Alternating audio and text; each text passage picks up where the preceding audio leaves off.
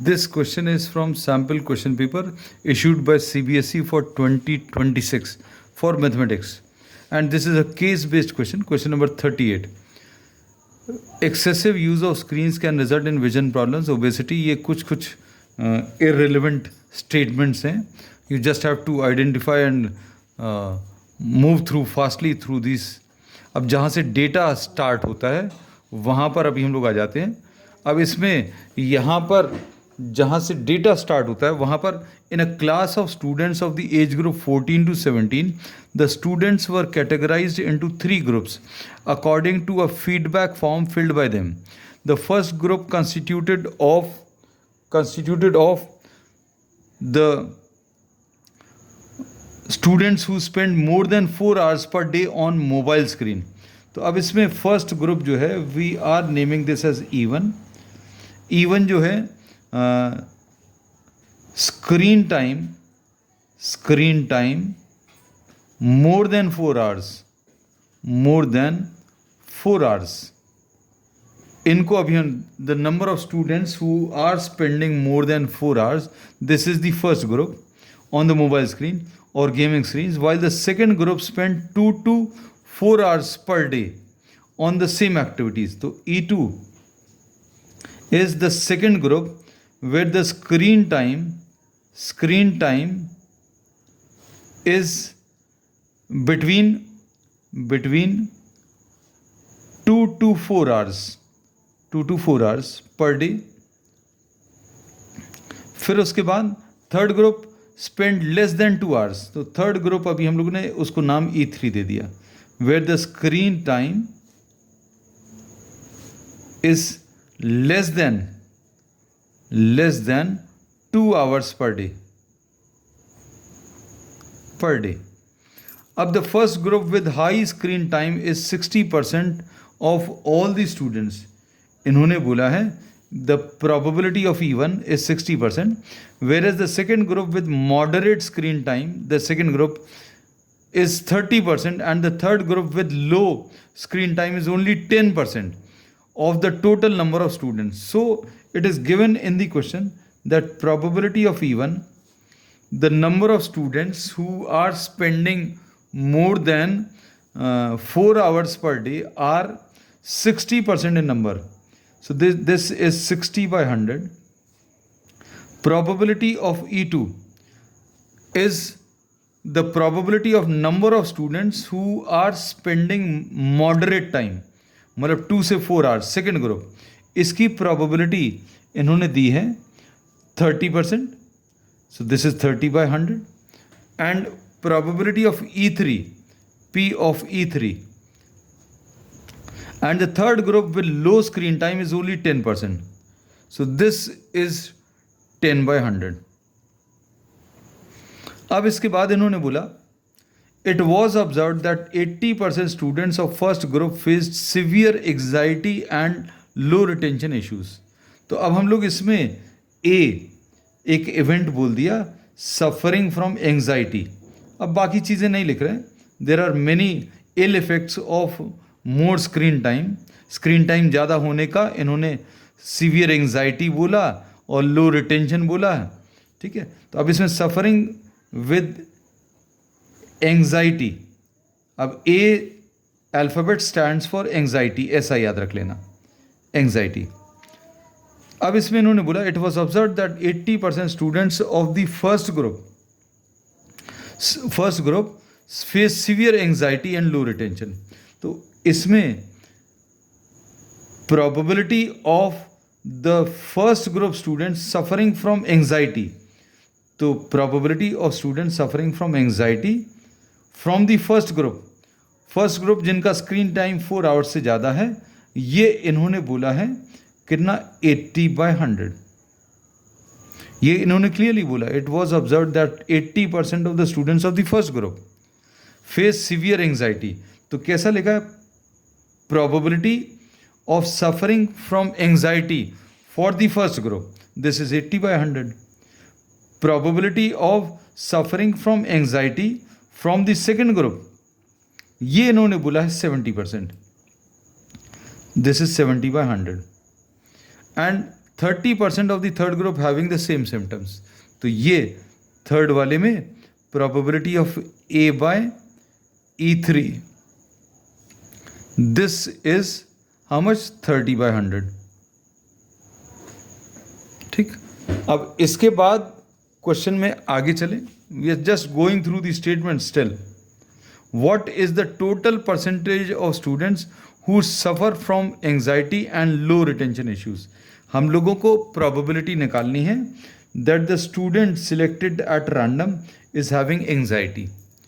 तो हम लोगों को इसमें चांसेस क्या है, स्टूडेंट एंजाइटी से कौन सफ़र कर रहा है, फ्रॉम द फर्स्ट ग्रुप भी हो सकता है, फ्रॉम द सेकेंड ग्रुप भी हो सकता है, या फिर थर्ड ग्रुप से भी हो सकता है।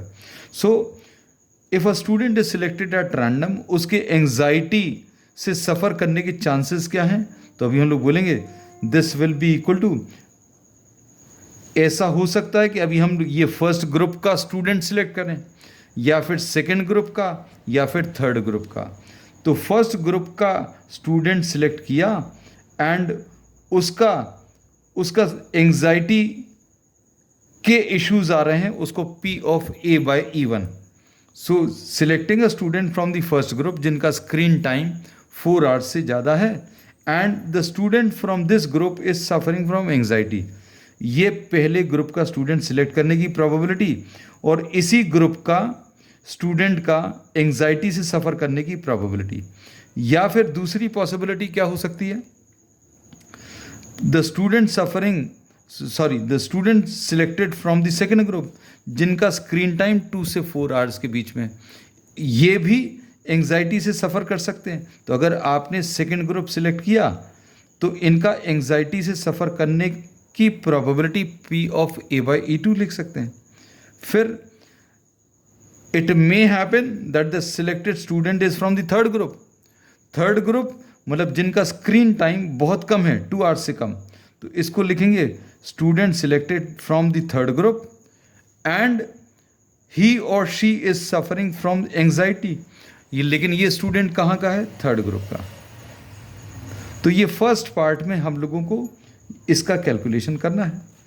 P ऑफ E1 कितना है, P of E1 is 60/100, A by E1 is 80/100 plus P of E2 is 30/100. Probability of A by E2 is 70/100 plus P of E3 is 10/100 into probability of A by E3 is 30/100. अब इसमें ये 100 तो cancel कर दे रहे हैं सब जगह से, एक 100 कैंसिल कर दे रहे हैं, 2 जीरोज ऊपर और नीचे के, ये 6 जेड्स अब 48 आ गया, 48 और ये प्लस 21 और प्लस ये कितना आ जाएगा 3, तो ये कितना आ जाएगा 24 प्लस 48 72, सो दिस इज 72/100।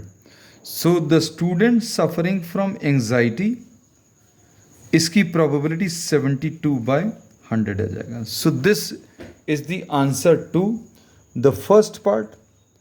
अब इसके बाद सेकेंड पार्ट में इन्होंने क्या पूछा है, सेकेंड पार्ट में a student is selected at random and is found to suffer from anxiety and low retention issues, what is the probability that he is she और he she spends screen time more than 4 hours. इन्होंने बोला second part में you have to find out the probability, what is the probability that he or she spends screen time more than 4 hours। मतलब पहले group का student है, पहले group का student है, इसकी प्रोबेबिलिटी निकालनी है। पहला ग्रुप कौन सा है, जिनका स्क्रीन टाइम 4 आवर्स से ज़्यादा है। When it is known that he और she is suffering from anxiety, तो ये कैसे निकालेंगे, इसमें बेस थ्योरम का यूज़ होगा। We will be making use of the Bayes theorem. और बेस थ्योरम क्या बोलता है कि अगर आपको ये कैलकुलेशंस करने हैं तो कैसे करेंगे इसको, P of E1 by A will be equal to P of E1 into P of A by E1 upon P of E1 into P of A by E1 plus P of E2 into P of A by E2 plus P of E3 into P of A by E3। ठीक है, अब इसमें अभी हम लोग ऐसा भी लिख सकते थे इसको, you could have written like this also. कैसा? P of E1 by A अगर निकालना है तो this will be P of E1 intersection A upon P of A, और ये सॉल्व करने पर ये ऐसे ही कुछ आएगा, है ना। तो ये बेस थ्योरम जो है ये एक्चुअली अभी हम लोग डिराइव भी कंडीशनल प्रोबेबिलिटी के थ्योरम से करते हैं। तो P of E1 intersection A मतलब E1 भी होना चाहिए और एंग्जाइटी भी, तो P of E1 into probability of anxiety from the first group. और अगर ये ऐसा क्लिक नहीं करता you can use the Bayes theorem. तो बेस थ्योरम ही बेसिकली यूज़ हो रहा है। तो P ऑफ E1 कितना है? 60/100 into P of A by E1 80/100। नीचे क्या आएगा?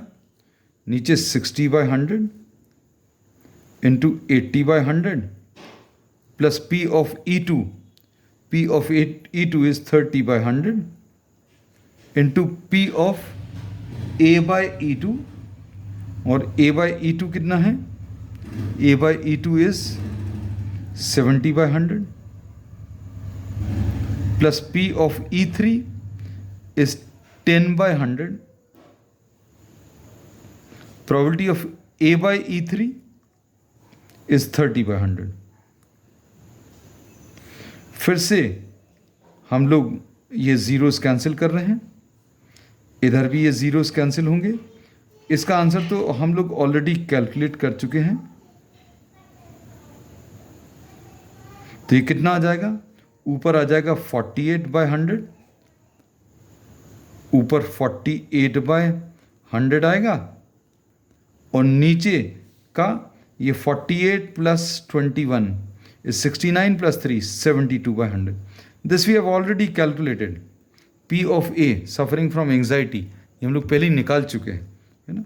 या फिर अभी हम लोग फिर से बेस थ्योरम का स्टेटमेंट लिखकर भी निकाल सकते हैं। 24 से कैंसिल होगा, so what we get? P of E1 by A will be 24 से कैंसिल होगा, 2 divided by 3 will be the answer. So I think we have finished with the question. कुछ और parts हैं क्या? No. So this is the final answer for the second part.